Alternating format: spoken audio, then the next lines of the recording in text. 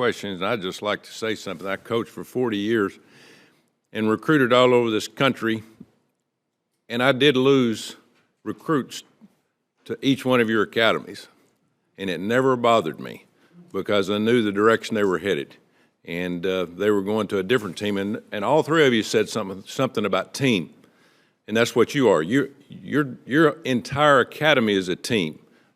You're all together in one. You know, when you're at a university, you have academic, athletic teams and all that, but you are a unique situation. I want to thank you for what y'all do, because you're the tip of the spear for the future of our country, the leadership that you're going to build. So thank you for those opening statements, and let's just talk about some of the inner workings of what y'all do. You know, in the last 30 years, the composition and the role of the faculties at each of your institutions has changed significantly. Everything changes. You know, so I want to ask each one of you to answer these questions. How has the military-civilian mix of your faculties changed over that time? General, start with you. Senator, our civilian faculty, we call it a blend of excellence. Our force structure has uniform members, 74% of the faculty, and then the force structure allows 26% for our civilian faculty. What has changed over the past decades specifically is that the civilian faculty bring a depth of knowledge within disciplines that we are able to use, for the benefit of the education of our cadets.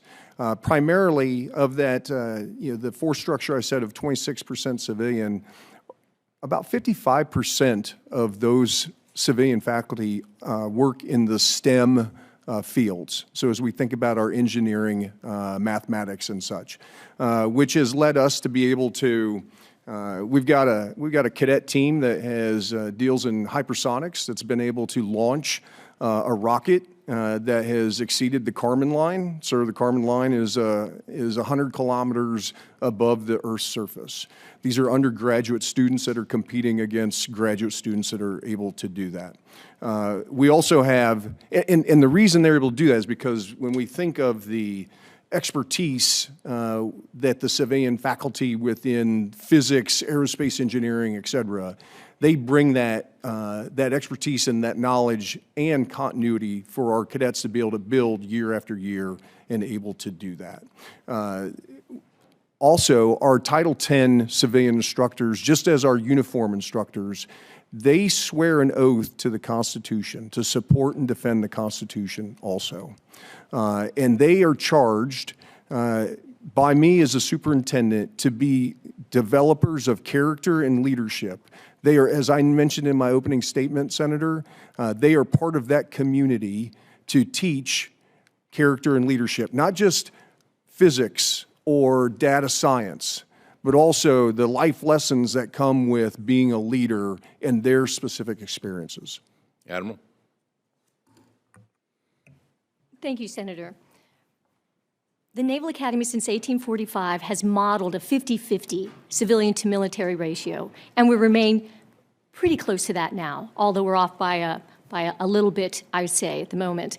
Our civilians, very similar to the answer that you just got, bring such an incredible depth. They tend to stay for 30 years or longer. So they bring this longevity and continuity that we need at the academy that balances the military personnel that either rotate in and out about 3 to 5 years or so, or complement our permanent military instructors and permanent military professors that will stay for a little bit longer, about 5 to 8 years in time until statutory retirement for some of them.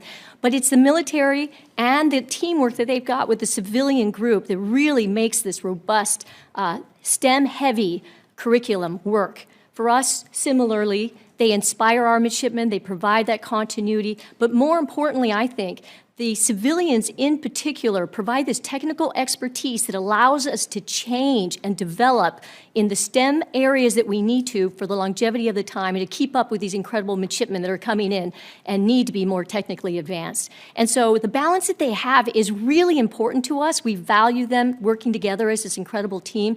It seems to have worked very well in our case, and we're making terrific officers because of this and warfighters. And I'd say that every single one of them, if you're part of the Naval Academy, are very much a part of developing these midshipmen into the warfighters, into the leaders of character that they need to be, and thus we have this 50-50 mix. General? Senator Tuberville, over time, the Air Force Academy, from when I was a cadet in the early 90s, was very few civilian, and we have now migrated to approximately 38 to 40% of civilian faculty as in our cadet-facing instruction as it comes forward.